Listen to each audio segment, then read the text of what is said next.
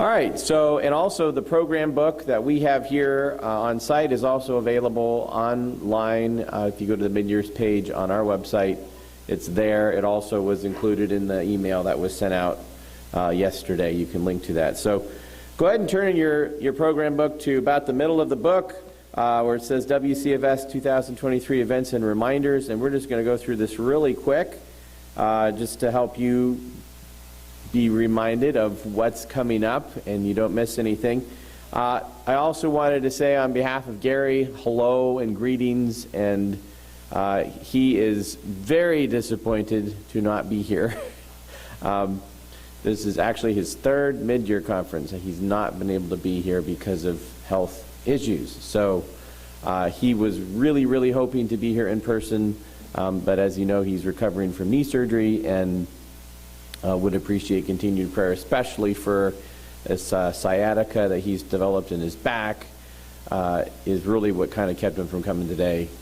And then his AFib just continues to be a hurdle. So he's got a lot of giants he's fighting, and he's I think, doing a little bit better. I talked to him yesterday. I know maybe Sarah, you have a more recent update, but I know he'd been doing some exercises that were helping him with his back, and I think that's at least given him something to proactively combat the sciatica. So keep praying for him. All right, so we're just going to go through these really quick. We have our workshops. We have a workshop actually next week already. So those are going on. We have 3 more in January, February, and March. The Eastern Shore ones are also going on, and those are at Abby Brown's house this year. So if you're from the Eastern Shore, we have an Eastern Shore family with us here today, so it's wonderful to have you guys with us. So pay attention to those. Those are coming up. Record keeping first semester reports are due end of this month, and hopefully we have not confused and traumatized everybody too much with all the forms. We've been working hard. I should say Ruth especially has been helping us work hard to try to get our forms as user-friendly as possible, and I think we finally got them where they should be. Anyway, bottom line is if you have questions yet about forms, you can let us know, but the first semester reports are due at the end of the month.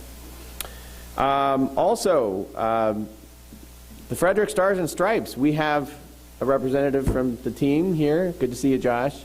The spring season for that is coming up. If you don't know what that is, it's the Clay Target team that we've had now, I think, 3 years under our sponsorship, and it existed before then. But if you are interested in that, there's details in your program book.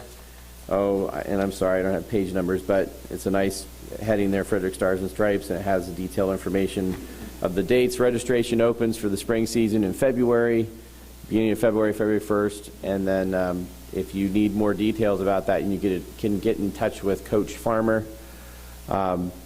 Josh, how did you guys do this year? How did the fall season go? Good?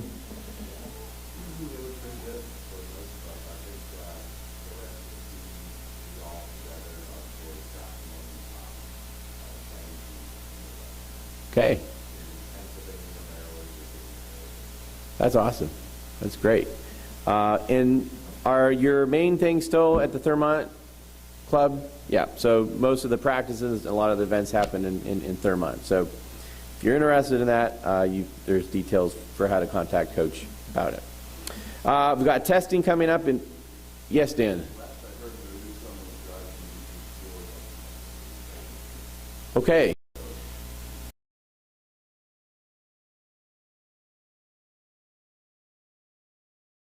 Or mention it when you contact Coach Farmer, and they can get in touch with that person. That's great. So ways of collaborating. In March we have our Iowa assessment that will be here at the office. I'm not 100% sure if we're going to have testing on the Eastern Shore or not, but that depends a little bit on how things. They've been having some construction at that church, so we've not been there. But anyway, bottom line is testing will be happening on March 8th.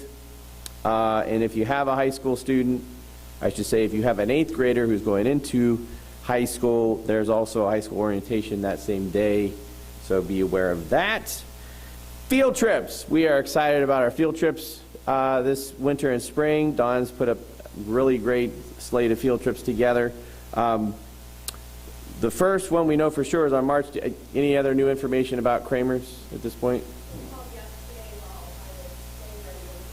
Okay. Okay. Oh, okay, so there's a possibility there still might be a field trip in February at Kramer's Piano Shop. But we've got another 4 that are there, and we have a couple places this is available. It's in your book, and the details are there. They're also going to be up on our website. We're currently getting the rest of the details up, but they'll be there as well. And then there actually is even some, I think we have a couple blue sheets of them as well on the registration table. So, yeah, we got one in potentially in February, another one in March, a couple in April, and then actually, oh, I'm sorry, I have Sweet Frog in here twice. We're not going to Sweet Frog twice, I don't think, as much as some people would like that. I mean, but sorry, that's a mistake. Anyway, so yes, field trips. We're just really glad that Don's put these together. Just a really great way to spend time with one another, and also to be able to see things on site. I think the HVAC tour is like, wow, that's going to be pretty cool, literally. Anyway, okay.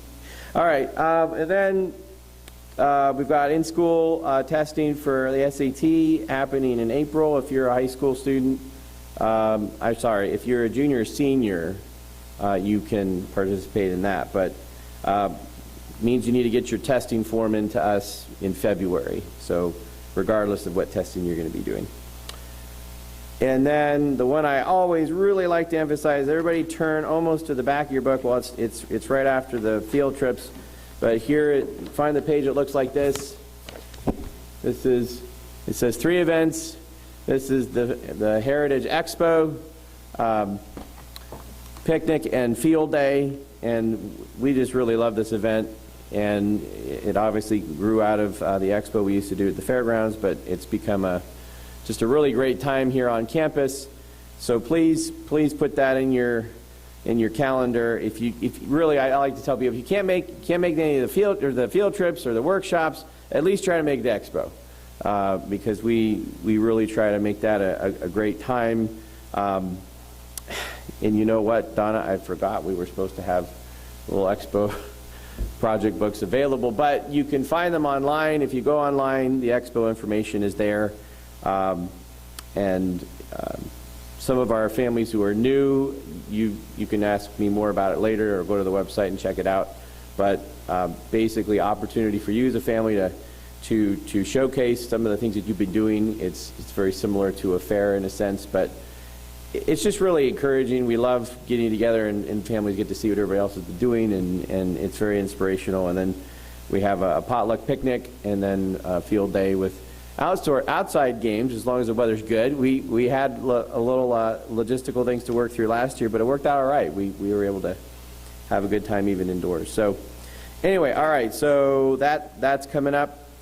And then obviously we have graduation in June, and then the second semester ends in May, and we'll be having your second semester reviews sometime in April or May, or if you need to extend out into June, we can do that too. So hopefully none of that is too shockingly to anyone, but please just make note of those events. And just a word, we try to put out as much information as we can leading up to events via email, and also in your mailing. So if you're not getting either a mailing and you want a mailing, or if you're not getting an email and you want an email, please let us know, because default basically is you should be getting the email one way or another.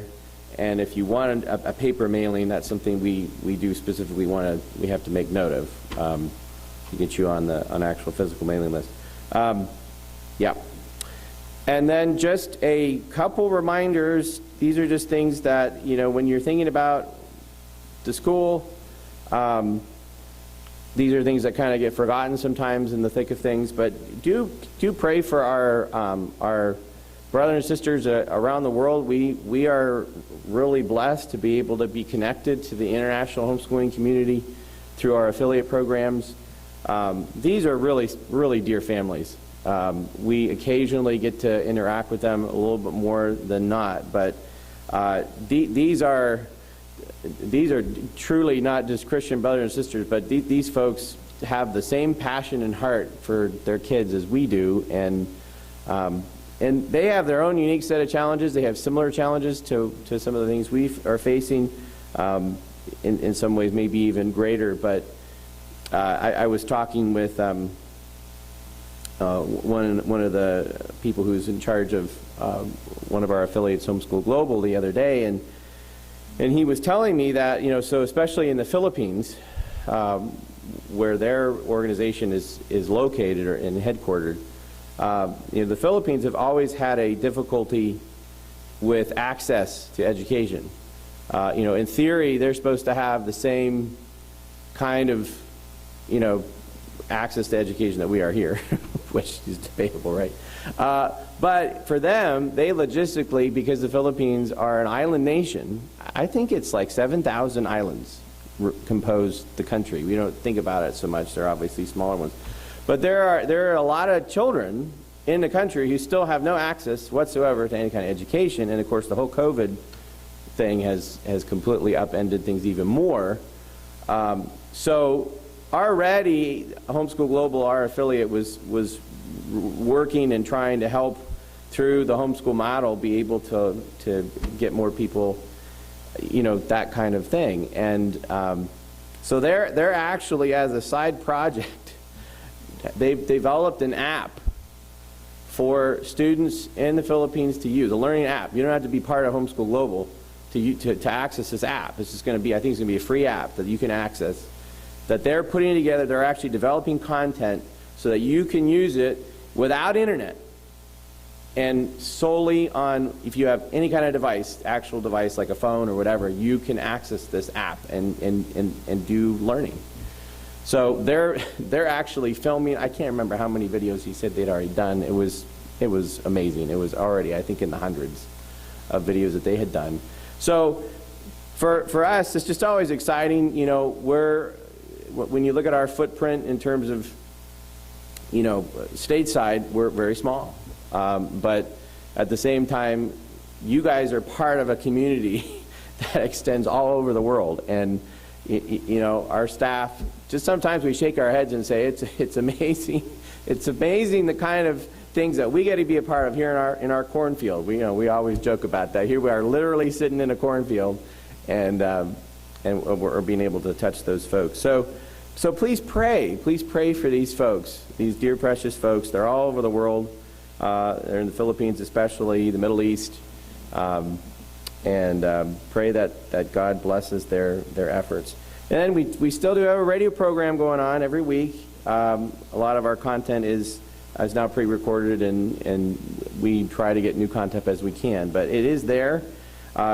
We have a lot of great stuff on there, a lot of great series that we've done, and if you like to do podcasting and that sort of thing, it's available that way. You can download it and listen to it. And then finally, we weren't able to do our legislative day because Gary obviously wasn't able to do that this month, but we still are interested in having high school students participate. The ability to monitor legislation and do stuff you can do that all at home. It's amazing, so you can be involved in that, and I think as Gary is able, might even be able to still do a day in Annapolis. We'll see what we can do. But so if you have a high school student or even a junior high student who's interested, you want to have that participation, we would love to be able to work that out. And not only do you get some real world experience actually tracking legislation and being able to participate in citizen advocacy, you also can get credit for it. So it's a really great opportunity. All right, so with that, I'm going to go ahead and dismiss us. We have our next events or next sessions to go to.